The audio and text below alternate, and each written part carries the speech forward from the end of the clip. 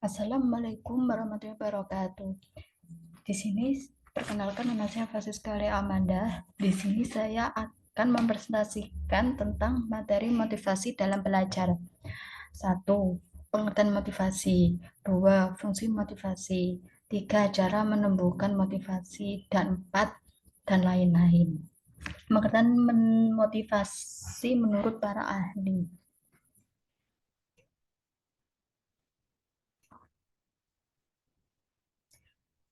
UNO 2011. Menurut UNO 2011, mendefinisikan bahwa belajar adalah dorongan internal atau eksternal pada siswa yang sedang belajar untuk mengadakan tingkah laku, yang pada umumnya dengan berupa indikator atau unsur-unsur yang mendukung. Kedua, menurut Sudirman 2016, mendefinisikan bahwa motivasi adalah keseluruhan daya penggerak yang ada di dalam diri siswa yang menimbulkan dari kegiatan belajar, yang menjamin keberlangsungan kegiatan belajar dan memberi arah pada kegiatan belajar, sehingga tujuan yang dikehendaki oleh subjek dapat tercapai.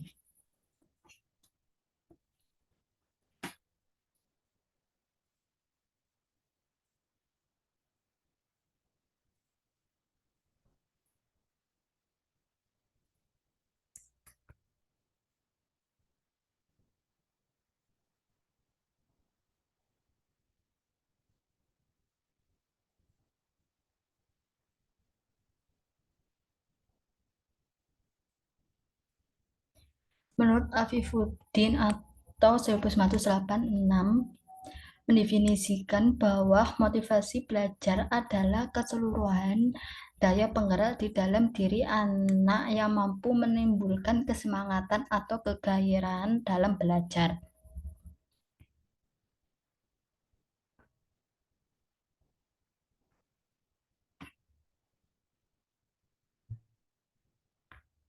Pengertian motivasi secara umum. Motivasi adalah suatu hasrat yang ada di dalam diri siswa atau anak yang dapat menyebabkan terjadinya suatu kegiatan belajar untuk mencapai suatu tujuan, sehingga siswa itu akan menimbulkan kesemangatan atau kegairahan dalam belajar.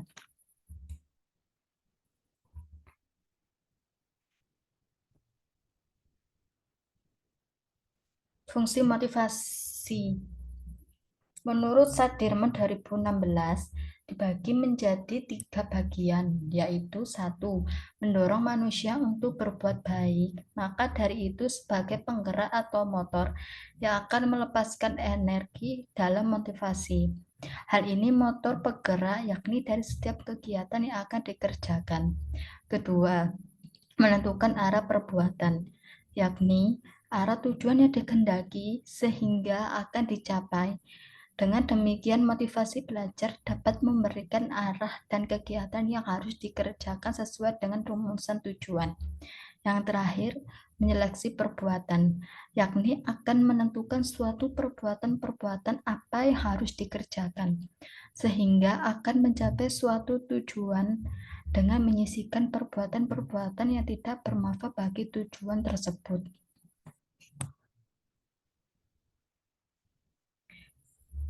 Fungsi motivasi belajar menurut UNO 2011 dibagi menjadi 3 bagian juga. 1. Menentukan penguatan belajar. Menentukan penguatan belajar. Motivasi belajar dapat berperan dalam penguatan belajar apabila seorang anak yang sedang belajar dihadapkan pada suatu masalah yang menentukan pemecahan dan hanya dapat dipecahkan berkat bantuan hal-hal yang pernah dilaluinya. 2. Memperjelas tujuan belajar.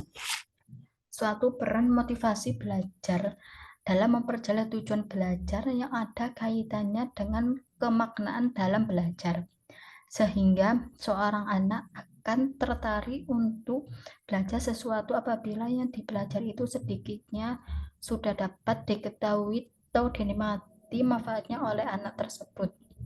Yang ketiga, ketekunan belajar. Bagi seseorang, anak termotivasi dalam belajar sesuatu berusaha untuk mempelajari dengan baik dan tekun, dengan harapan yang diperoleh hasil dengan lebih baik. Menurut menurut Sukambandinata 2011, fungsi motivasi dibagi menjadi dua, yaitu mengarahkan atau direction function.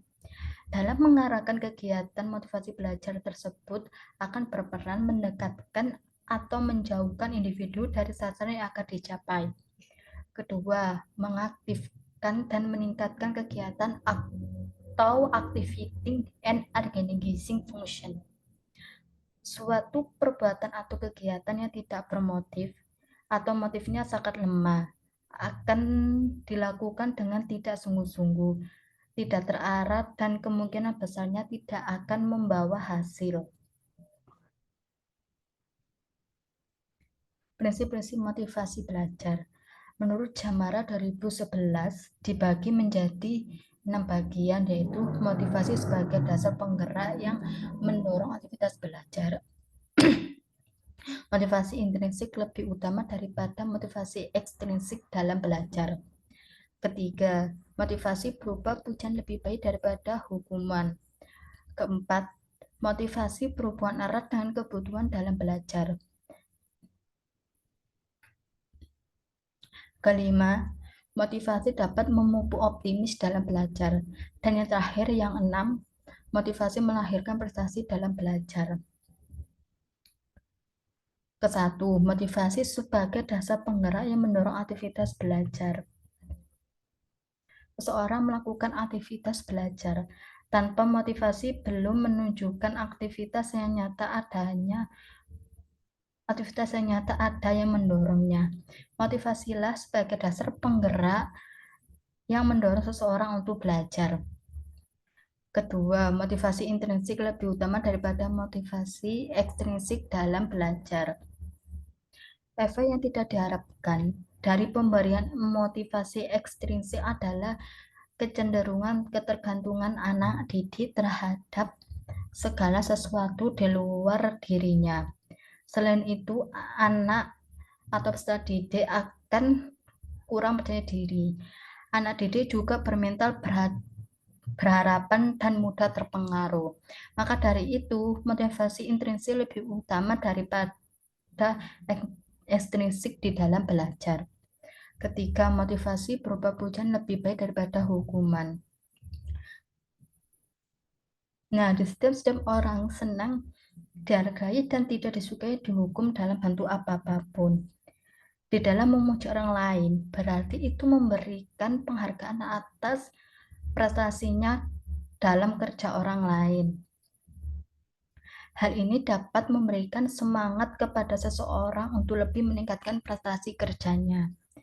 Tetapi di dalam pujian itu yang diucapkan itu tidak asal ucap, harus pada tempat dan kondisi yang tepat. Karena di dalam kesalahan pujian tersebut bisa dapat bermakna mengejek. Berbeda dengan pujian, hukuman diberikan kepada anak didik dengan tujuan untuk memberhentikan perilaku negatif kepada anak didik. Keempat, motivasi berhubungan erat dengan kebutuhan dalam belajar. Di dalam dunia pendidikan, anak didik atau peserta didik akan membutuhkan penghargaan. Dia tidak ingin dikucilkan. Berbagai peranan di dalam kehidupan yang dipercaya kepadanya sama halnya memberikan rasa percaya diri kepada anak didik. Anak didik tersebut akan merasa berguna, dikagumi, atau dihormati oleh guru atau orang lain.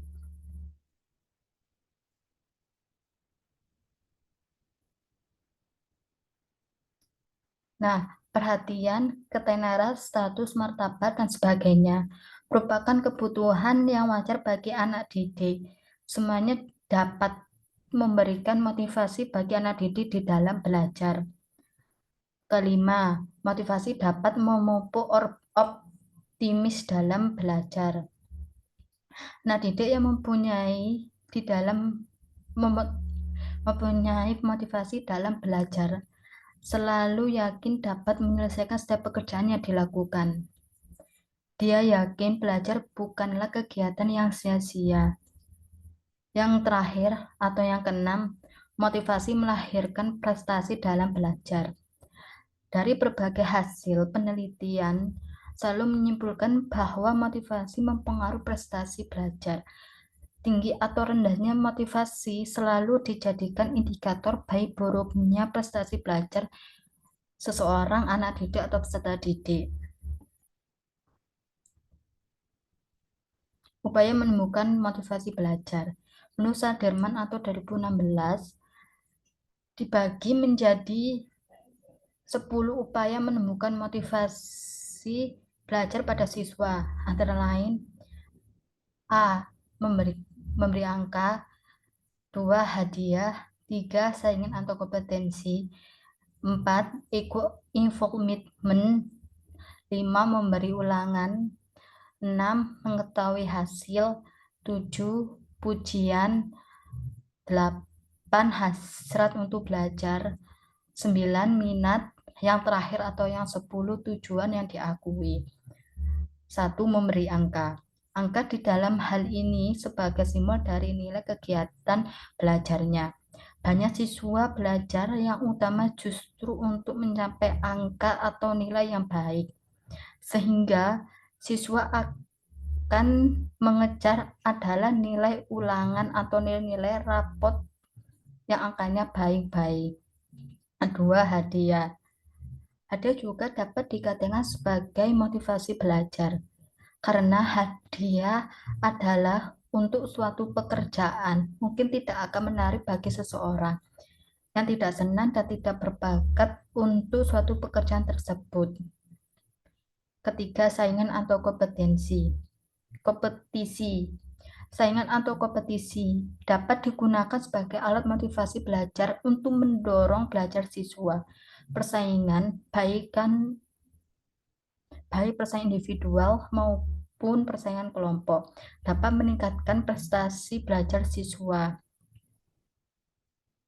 Keempat, ego involvement menumbuhkan kesadaran kepada siswa agar merasakan pentingnya tugas dan menerimanya sebagai tantangan, sehingga bekerja keras dengan mempertaruhkan harga diri adalah sebagai salah satu bentuk motivasi belajar yang cukup penting. Seorang anak didik akan berusaha dengan segenap tenaga untuk mencapai prestasi baik dengan menjaga harga dirinya. Kelima, memberi ulangan. Para siswa akan menjadi giat belajar kalau mengetahui akan ada ulangan.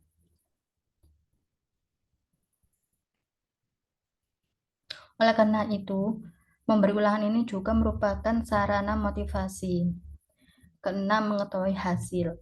Dengan mengetahui hasil pekerjaan, peserta didik atau anak didik akan mendorong siswa untuk lebih giat belajar.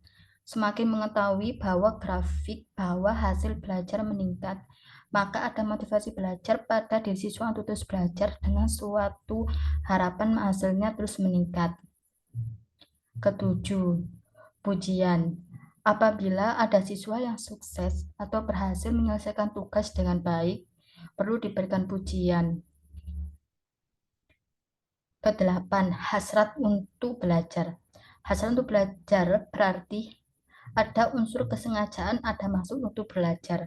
Hal ini akan lebih baik bila dibandingkan segala sesuatu kegiatan yang tanpa maksud.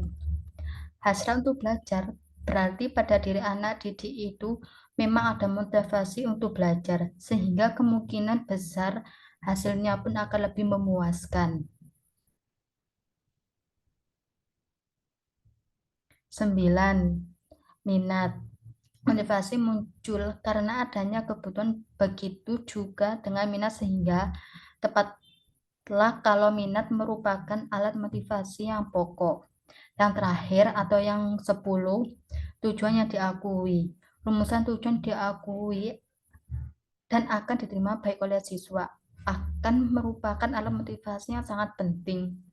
Sebab dengan memahami tujuan yang harus dicapai, Karena dirasa sangat berguna dan menguntungkan, maka akan timbul gairah untuk terus belajar. Sedangkan menurut Jamarah 2011, dibagi menjadi 3 upaya yang bisa dilakukan untuk meningkatkan motivasi belajar pada anak didik, yaitu 1. Menggairahkan anak didik.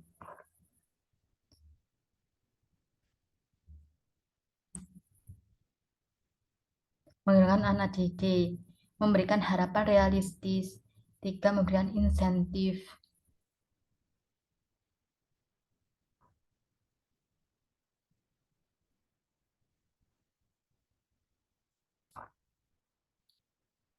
Menggairahkan anak didik. Untuk dapat meningkatkan kegairahan anak didik, guru harus mempunyai pengetahuan yang cukup mengenai disposisi awal setiap anak didiknya. 2. Memberikan harapan realistis. Seseorang guru harus memelihara harapan-harapan anak didik atau peserta didik realistik dan memodifikasi harapan-harapan yang kurang atau tidak realistis. Yang terakhir, memberikan insentif. Bila anak didik mengalami keberhasilan, maka guru diharapkan memberikan hadiah kepada anak didik atau dapat berupa pujian, angka yang baik, dan sebagainya atas keberhasilan, sehingga anak itu terdorong untuk melakukan usaha lebih lanjut guna mencapai tujuan-tujuan dalam pengajaran. Faktor-faktor yang mempengaruhi motivasi belajar. Menurut Slameto 2010, dibagi menjadi 3 faktor motivasi belajar, yaitu 1. Dorongan kognitif, 2. Harga diri, dan yang terakhir atau yang ketiga, kebutuhan berafiliasi. Untuk dorongan kognitif, yaitu kebutuhan untuk mengetahui, mengerti, dan memecahkan masalah. Di dalam dorongan kognitif ini akan timbul di dalam proses interaksi antara siswa dengan tugas dan masalah. Yang kedua, harga diri, yaitu ada siswa tertentu yang tekun belajar dan melaksanakan tugas-tugas yang bukan terutama untuk memperoleh pengetahuan atau kecakapan, tetapi untuk memperoleh status dan harga diri. Yang ketiga atau yang terakhir, kebutuhan berafiliasi, yaitu kebutuhan untuk menguasai bahan pelajaran atau belajar dengan niat guna mendapatkan pembenaran dari orang lain atau teman-teman. Menurut Surya Brata 2011, dibagi menjadi 3 bagian yang dapat mempengaruhi motivasi belajar siswa adalah 1. Adanya sifat ingin tahu untuk belajar dan menyelidiki dunia yang lebih luas. 2. Adanya sifat yang kreatif pada manusia dan keinginan untuk terus maju. Ketiga, adanya keinginan untuk mendapatkan simpati dari orang tua, guru, dan teman-teman. Keempat, adanya keinginan untuk memperbaiki kegagalan yang lalu dengan usaha yang baik melalui kooperasi maupun dengan kompetisi. Kelima, adanya keinginan untuk mendapatkan kenyamanan bila menguasai pelajaran. 6. Adanya ganjaran atau hukuman sebagai akhir kegiatan pembelajaran. Jenis-jenis motivasi.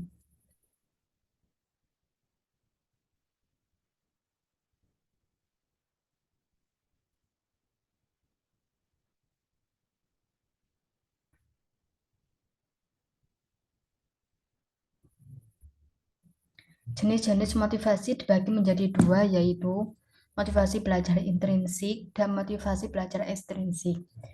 1. Motivasi belajar intrinsik adalah motivasi yang berasal dari diri siswa atau anak didik sendiri untuk belajar. Siswa untuk mencapai motivasi ini bisa dipengaruhi oleh keinginan siswa untuk mencapai suatu tujuan tertentu. Kedua, motivasi belajar ekstrinsik adalah motivasi yang berasal dari luar, misalnya lingkungan.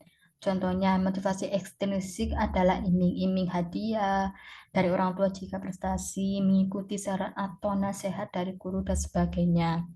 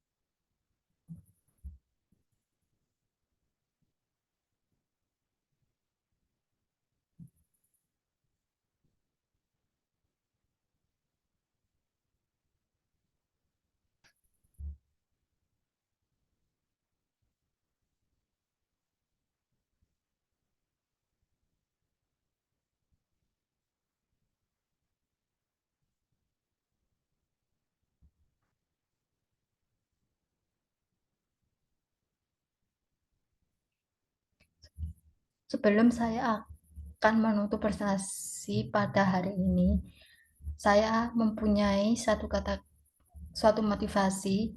Berusaha adalah sebuah kunci dari kesuksesan.